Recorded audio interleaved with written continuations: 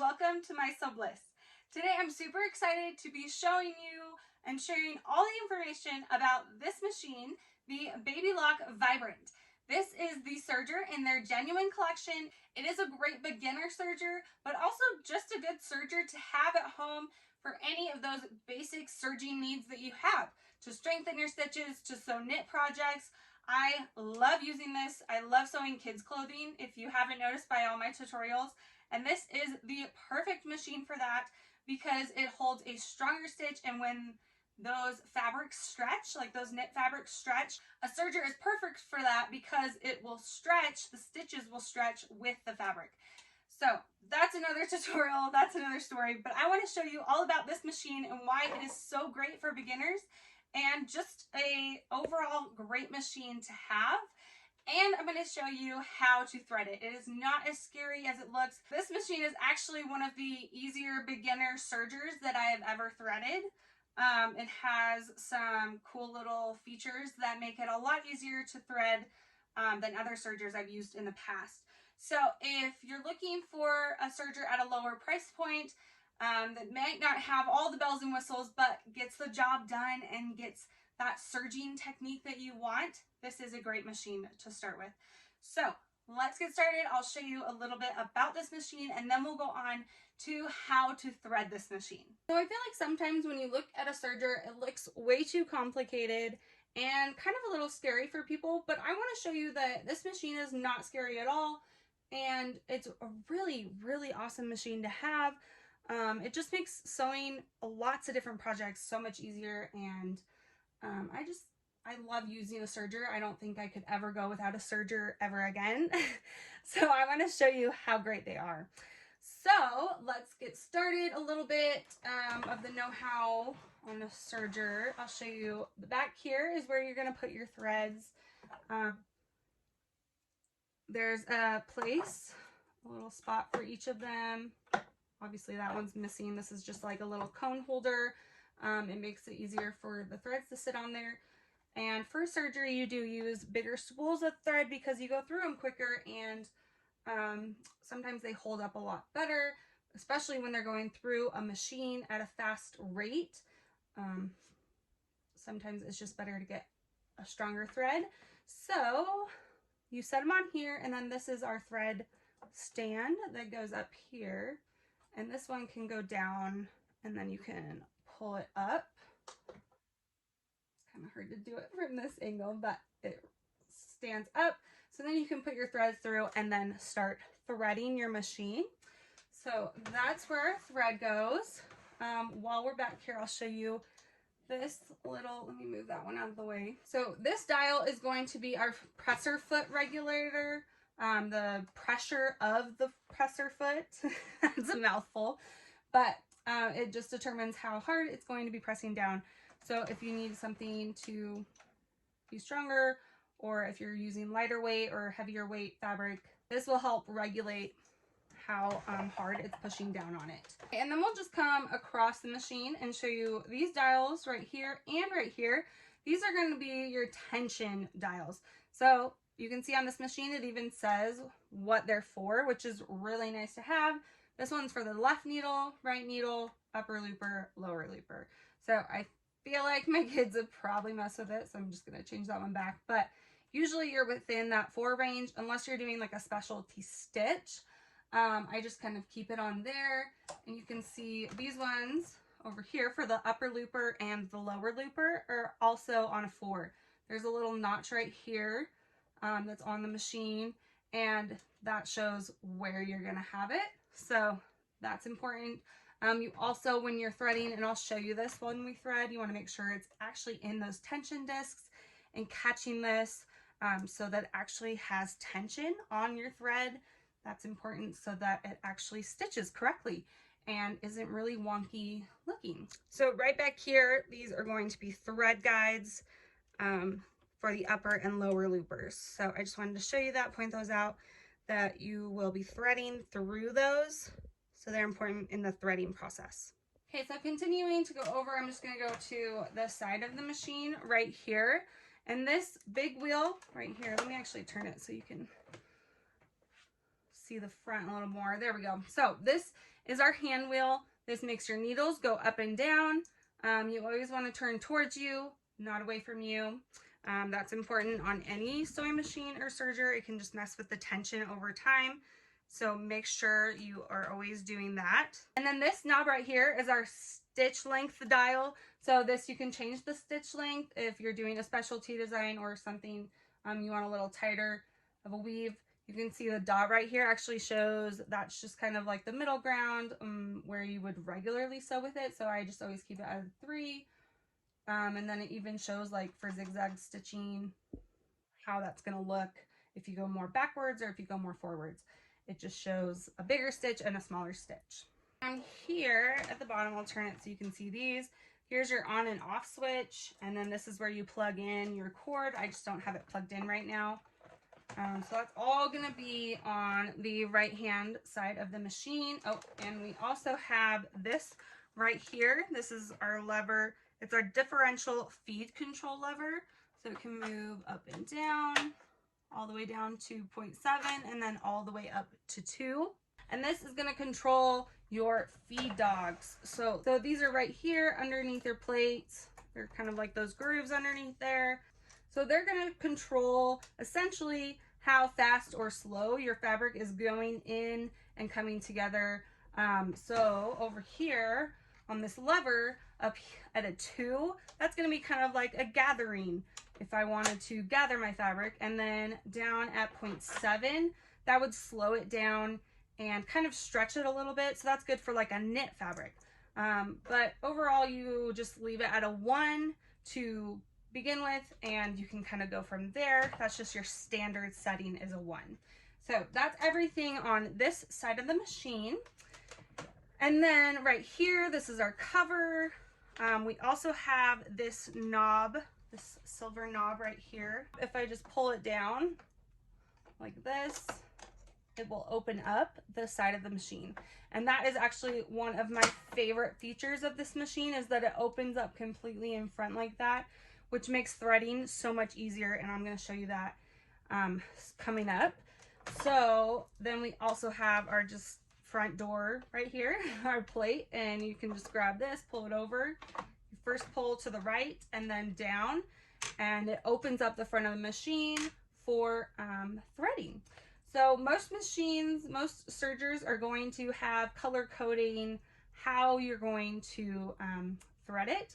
So it shows you exactly how to do it. I like how this machine, like the lower looper, it shows everything else in that blue or in the green for the upper looper, orange for the right needle, and red for the left, which most machines are going to do.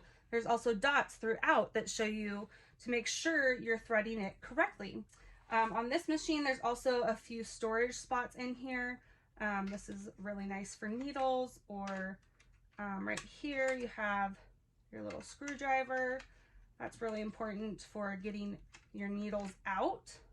You have them over here. We'll work our way over there. So you can just see all the parts for threading. I'll open this up so you can kind of see inside of it. And this can be intimidating. This is actually one of the better views of an inside of a machine that I've seen and worked with. And the more you thread it, the easier it will get.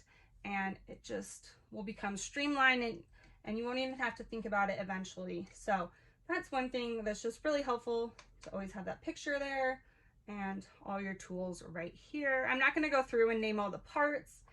That would just make this video ridiculously long and probably too much information that you don't even need.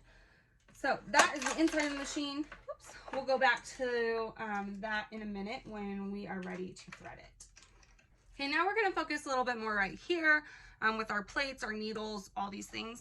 And right here is this awesome little plate that I really like. It can come on and off, and then you can just pop it right back on and slide it on.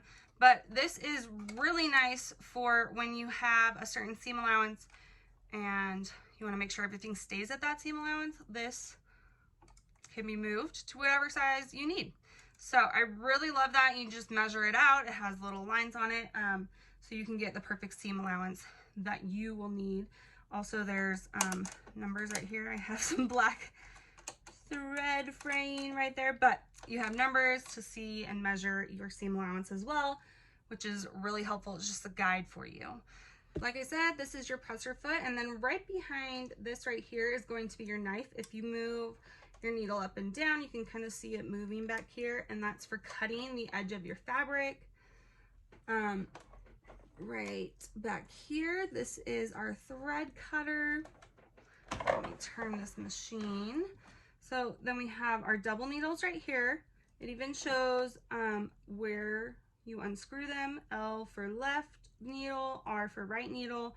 So that's why we have that little screwdriver right in here, so that you can change those out if they break, or you just want to make sure you change them in between projects. And then this lever right here will remove your presser foot. Let's see, so, oh, I just put it back on. So you just do that. There's a little spot right here that it attaches, so it can just slide right back on. Sometimes, yeah, there we go. So you just kind of have to push up. Sometimes I just put my presser foot down to help it lock into place, and you'll just hear that click. I don't think I mentioned, but that is the lever to put your presser foot up and down. So that's nice to have. You can just reach around with your left side. So coming back to our thread cutter over here, this lever right here, if you just push that up, so you push the lever down and the knife comes up for you to then cut your threads. So I actually just did it off camera. Let's do it back on camera. So you just line that up underneath and let it go, and it will cut your threads. So that's really nice and handy to have right there. This piece right here, from what I know, I don't know if it's used for anything else, but this piece and then this piece right up here, this piece right here, are cord guiding for if you want to insert cord over inside of your stitching. So there is a page in your manual for this machine that shows you and talks more about that.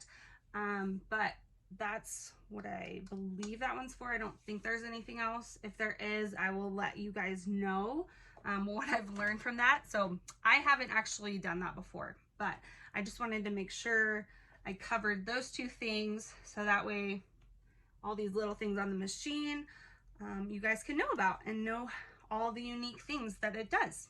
So those are all the basic parts of the machine. One other thing that I don't want to forget to mention, you have your foot pedal, and you just take your cord and plug it in over here. And I'll set this on the ground, and you are all set to start sewing once you turn it on. And it's all ready to go. So I did miss one thing on the machine. We forgot to go to this side. So kind of forget about this dial right here. So this dial is going to be the over edge cutting width dial. Kind of confusing, but if you go back to the front, like I said, the knife is right in here, and you can kind of see it. If you watch really closely, you can see this move. So I have it right now as close as possible, which is at a 4. So this little dot tells me which one it's at. And then go back to the front, watch this right here, and that will move as I twist it all the way to the highest setting. So that's all the way out that the knife will go.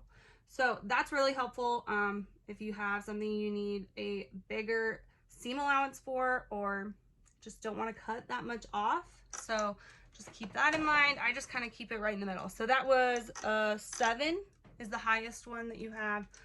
I just kind of keep it as like a 5.5 about, so you can just kind of play around with it and see what you like and what you think looks good, or just change it up for every project. So now I think we've covered it all. Again, if you have any questions, if I've missed anything, please leave comments down below, and I will try to cover whatever I've missed and try and answer all your questions. But now we're going to move on to how to thread this machine. So we're going to start at the top and then work our way down. To get started, I'm just going to cut my threads. And I want to show you this because if you ever do this and want to change a color, you can actually just tie the ends together into a knot and then pull them through, and that helps it thread a lot easier and quicker. So just keep that in mind if you're just changing the color of the thread and need to do it that way. And then you always want to make sure you have your presser foot up when you are rethreading, and it will unlock the tension. So let me get my threads out so that way it's all out of the way for us. Oh, didn't get my top threads. There we go. And you always want to pull, you always want to cut from the top and then pull them through and not pull them backwards in the machine. You never want to do that on any machine because that can mess with the tension, and it can just kind of mess with your machine over time. So always make sure you're pulling it the way it sews and not backwards. And one other thing before we get started, you want to make sure you go in the right order. So you actually don't want to start with like your needles first. You want to start with your lower looper and then your upper looper, and then you can do your right needle and left needle. Those ones aren't as big of a deal, but you want to make sure that the lower looper and upper looper you do in the right order. So if your threads ever break and you have to rethread, and let's say it's your upper looper that broke and you have to rethread it, you actually have to rethread the whole machine. So make sure you keep that in mind, because if you don't and you just rethread the upper looper instead of threading the whole machine, it actually might not start stitching right again because the tension could be off and just things get off that way. And then it gets really confusing because you're like, why isn't it stitching correctly? And that's a huge thing. So my go-to thing, if I always have an issue, is to rethread the machine. Even if it looks like I threaded it correctly, that can just be the problem. So with all that said, I know that's a ton of information, but I just want to make sure you guys have as much knowledge as I can give you to make sure your sewing and serging experience are the best possible. So let's get started. This I always make sure is at the highest. That way it gives it a nice pull on your cone, your thread cones right here. So again, like I said, starting with the lower looper, I have my thread and it just goes up through this top one right here. And then back here, like I pointed out, I want to slide that in, and you can kind of hear it just pop right underneath and into the middle. And then it goes down through this line. And you want to make sure it slides in between those that tension disc in there. I kind of slide it back and forth, make sure it's really in place and has tension. So I have it coming down this line right here. This is my lower looper. I'm actually going to open up this side right here so we're all open and ready to go.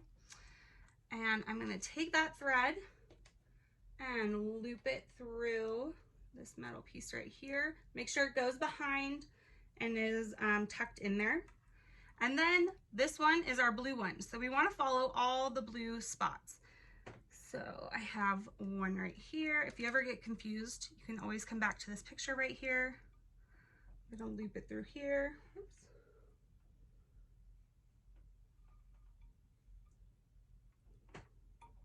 Okay, so you just go up underneath and it just pops right in there. And then this one, you go back behind it and that'll pop right in there as well. And then we come over to this lever right here. And this is why I love this machine so much, because most machines, this stays here and this part just opens up like this over here. So then this is still in the way, and it's so bulky and so annoying to then have to thread it right here. Whereas this one, I can just pop that behind. Ooh, maybe. I will tell you, my nails make it a little extra difficult to thread things, but I love them so much.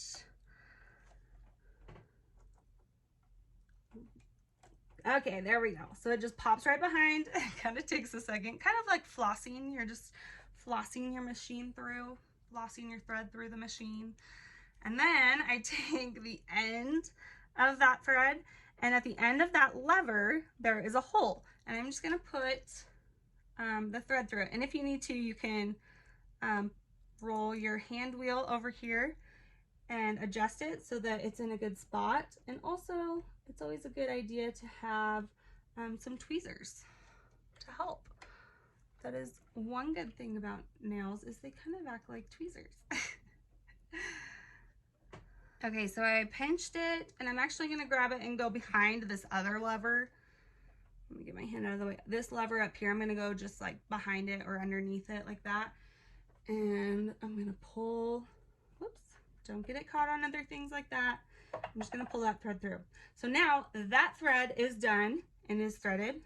Kind of wanna make sure it actually stays and gets caught on these points that we attach them to. Sometimes they can come loose, and we just want to make sure they stay there. So now I'm ready to go and do my upper looper. Okay, back up at the top, we're doing the exact same thing.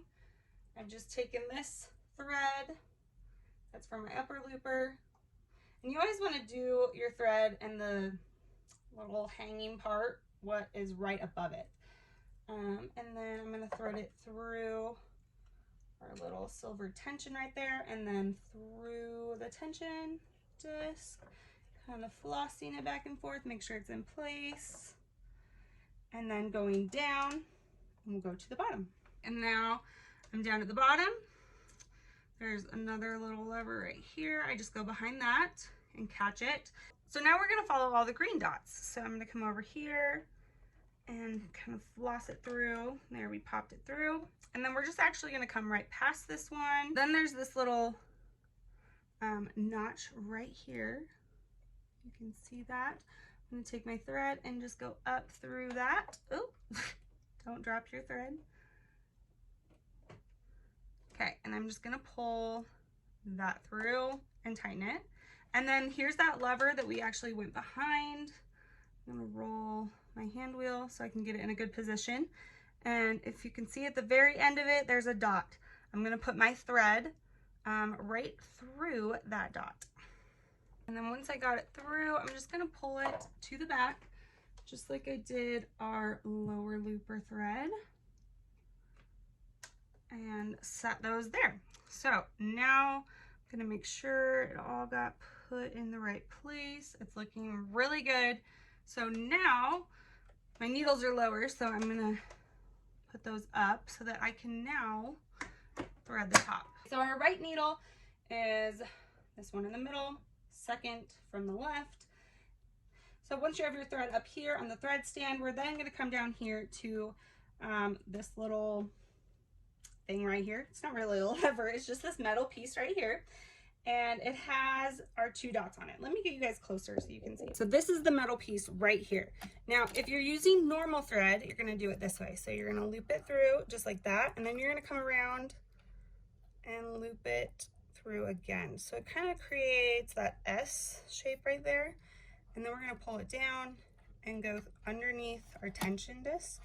And you kind of can hear it, it just locked in place. Then it's gonna come back down. So I'm gonna leave that. But if you're using a thicker thread, maybe like a decorative thread, you actually are just gonna come straight down and then put it through the tension disc. You're not gonna do our S shape. I would pull it out, but you're not supposed to, so don't do that. But if you're using, like I said, a thicker thread, just come straight down and into the tension disc. So, but that's only for decorative, thicker thread. So now we're ready to go down. And when I do the left needle, I'm actually going to do it exactly the same as this. Do my S and then come do the tension disc. Here's my tension up here, and here's my thread. It's caught in the tension. I can feel that resistance a little bit. Make sure you have that. Make sure you hear it kind of click into place. And we're going to come over to these levers right here. We're going to go underneath and then over the top. And then right in front of our needles, there's this little lever. And I'm just gonna hook it behind on the right side. So this is our right needle. Pull some more thread through, and then I can thread my needle. Once that's pulled through, I just guide that to the back with the other threads, and now I can do my left needle.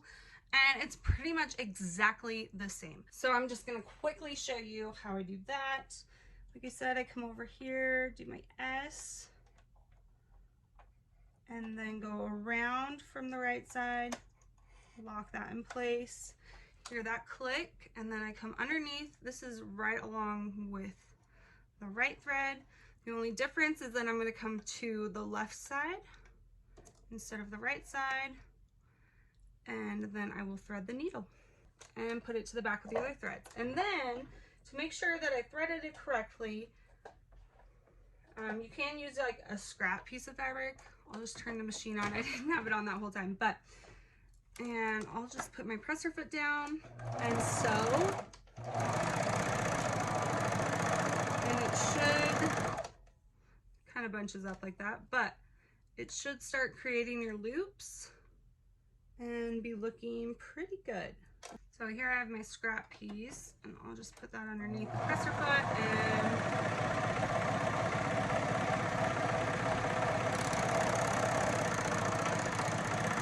okay, so there you can see it is sewing correctly and it's ready to go. So that is how you are going to thread your Baby Lock Vibrant. All right, guys, I hope you found that tutorial helpful. I hope I touched on everything on this machine. I know there's a lot of information about it. If you have any questions or comments, please leave them down below and I'll try to get to all of them. I'll also put links in the description down below of all the tutorials that I've done with this serger. It really is awesome, and I hope you guys will check it out. I'll also put a link down below for where you can get this serger. Make sure to subscribe and give this video a thumbs up, and I will see you guys next time. Bye!